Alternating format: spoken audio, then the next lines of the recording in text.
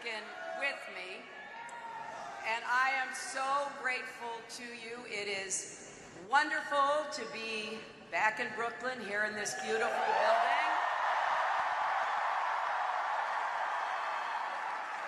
And it may be hard to see tonight, but we are all standing under a glass ceiling right now.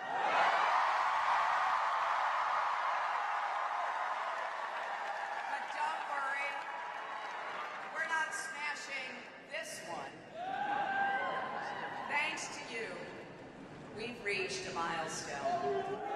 First time in our nation's history that a woman will be a major party's nominee.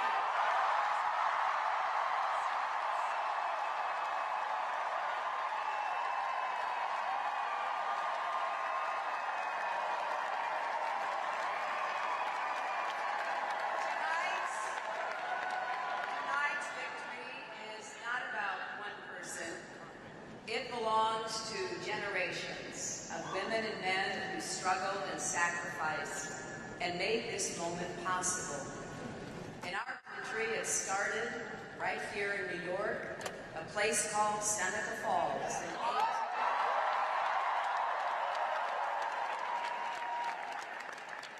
When a small but determined group of women and men came together with the idea that women deserved equal rights, and they set it forth in something called the Declaration of Sentiments, and it was the first time in human history that that kind of declaration occurred. So we all owe so much to those who came before, and tonight belongs to all of you.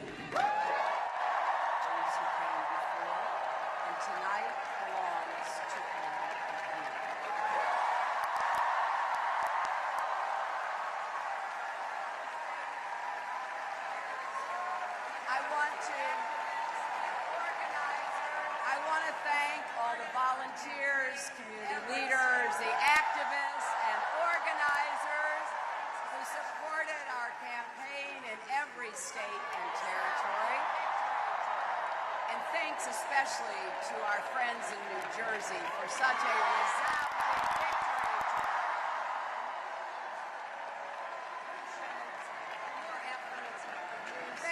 tonight.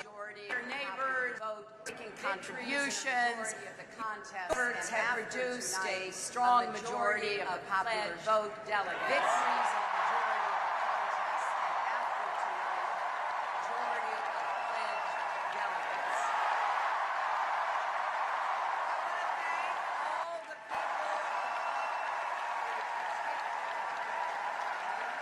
I want to thank all the people across those persistent problems. Talk with me. I've learned a lot about you, and I've learned so many of those persistent problems and the promise that no one you are living with. So many of you feel like you're out there on your own, that no one has your back. Well, I do. I hear you. I see you. And as your president, I will always have your back.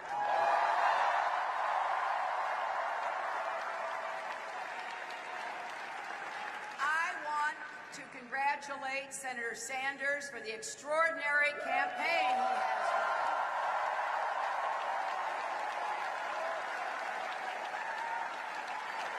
he has run. He has spent his long career in public service fighting for progressive causes and principles, and he's excited millions of voters, especially young people. And let there be no mistake, Senator Sanders, his campaign, and the vigorous debate that we've had about how to raise incomes, reduce inequality, increase upward mobility have been very good for the Democratic Party and for America.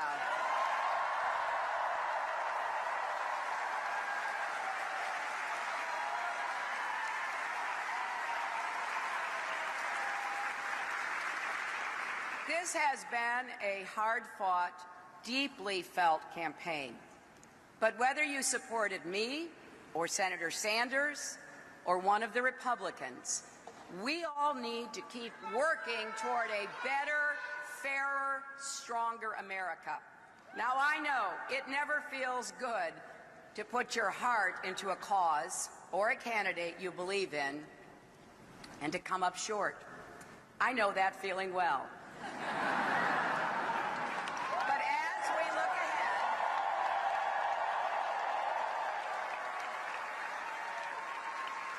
as we look ahead to the battle that awaits, let's remember all that unites us. We all want an economy with more opportunity and less inequality, where Wall Street can never wreck Main Street again.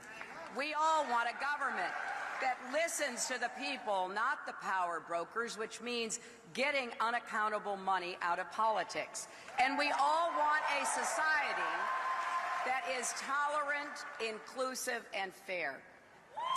We all believe that America succeeds when more people share in our prosperity, when more people have a voice in our political system, when more people can contribute to their communities.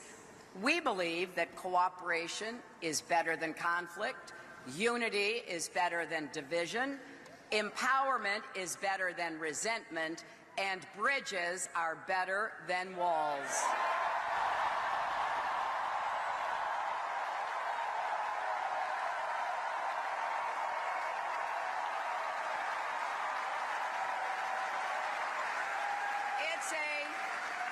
It's a simple but powerful idea.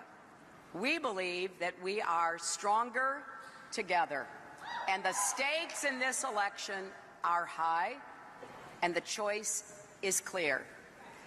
Donald Trump is temperamentally unfit to be president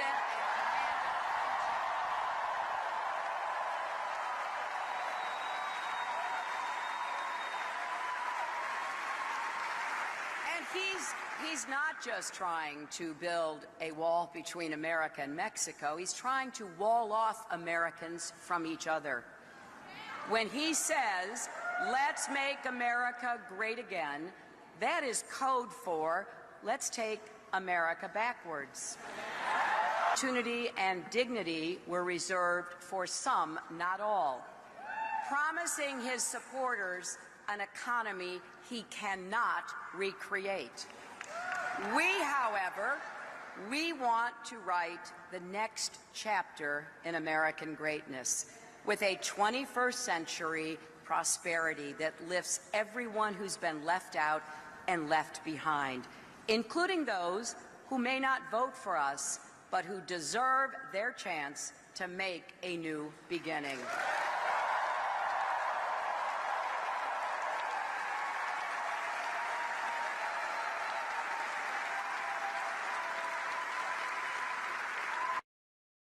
Says a distinguished judge born in Indiana can't do his job because of his Mexican heritage,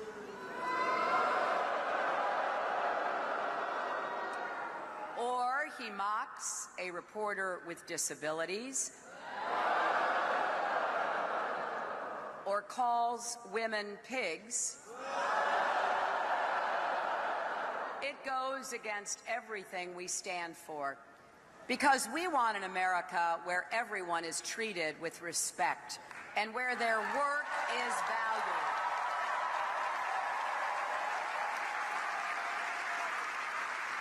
It's clear that Donald Trump doesn't believe we are stronger together. He has abused his primary opponents and their families, attacked the press for asking tough questions, denigrated Muslims and immigrants.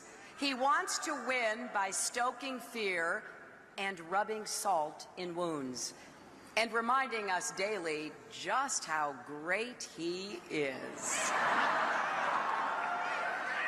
Well, we believe we should lift each other up, not tear each other down.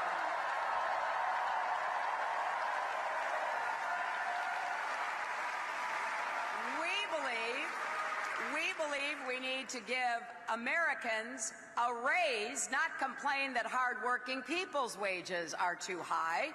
We believe we need to help young people struggling with student debt, not pile more on our national debt with giveaways to the super wealthy.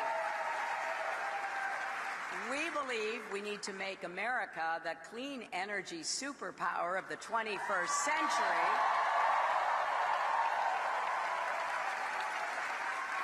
Not insist that climate change is a hoax. To be great, we can't be small.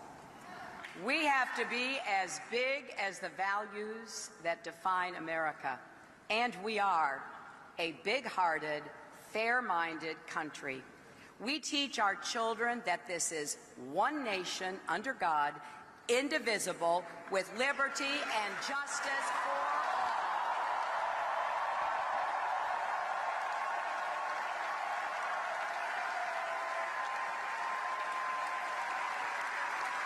Not just for people who look a certain way, or worship a certain way, or love a certain way.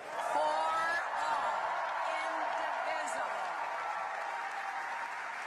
This election is not, however, about the same old fights between Democrats and Republicans. This election is different.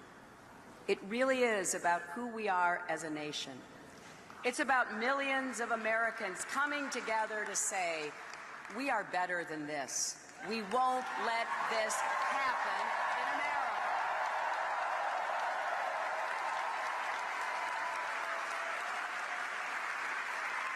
And if you agree, whether you're a Democrat, Republican, or Independent, I hope you will join us. In just a few weeks, we will meet in Philadelphia, which gave birth to our nation back in that hot summer of 1776. Those early patriots knew they would all rise or fall together. Well, today that's more true than ever. Our campaign will take this message to every corner of our country. We're stronger when our economy works for everyone, not just those at the top, with good-paying jobs and good schools in every zip code, and a real commitment to all families and all regions of our nation.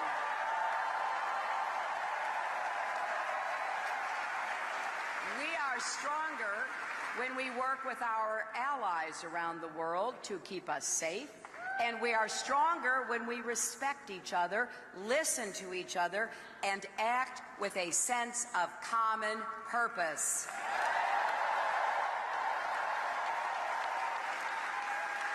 We're stronger when every family and every community knows they're not on their own, because we are in this together. It really does take a village to raise a child.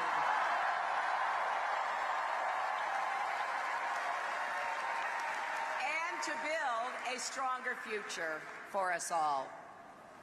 I learned this a long time ago from the biggest influence in my life, my mother.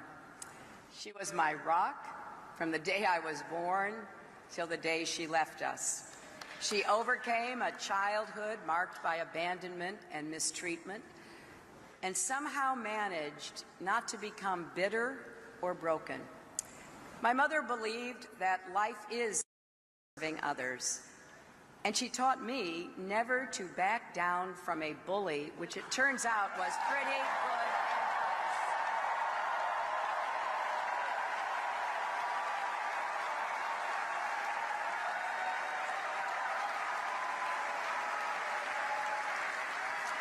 This past Saturday would have been her 97th birthday because she was born on June 4th, 1919, and some of you may know the significance of that date.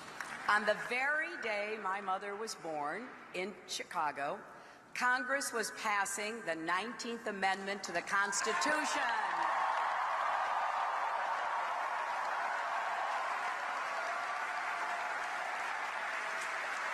That amendment finally gave women the right to vote. And really wish my mother could be here tonight. I wish she could see what a wonderful mother Chelsea has become and could meet our beautiful granddaughter, Charlotte. And of course, I wish she could see her daughter become the Democratic Party's nominee.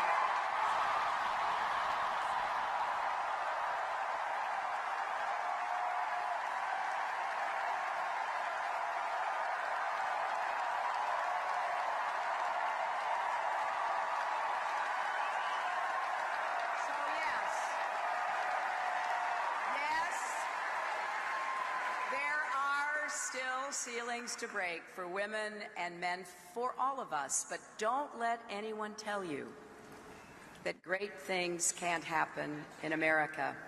Barriers can come down. Justice and equality can win. Our history has moved in that direction, slowly at times, but unmistakably, thanks to generations of Americans who refuse to give up or back down. Now you are writing a new chapter of that story. This campaign is about making sure there are no ceilings, no limits on any of us, and this is our moment to come together. So please join our campaign, volunteer, go to HillaryClinton.com, contribute what you can. Text JOIN, J-O-I-N, to 47246. Help us organize in all 50 states.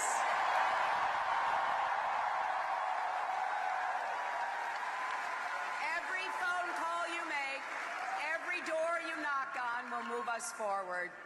Now, I'm going to take a moment later tonight and the days ahead to fully absorb the history we've made here.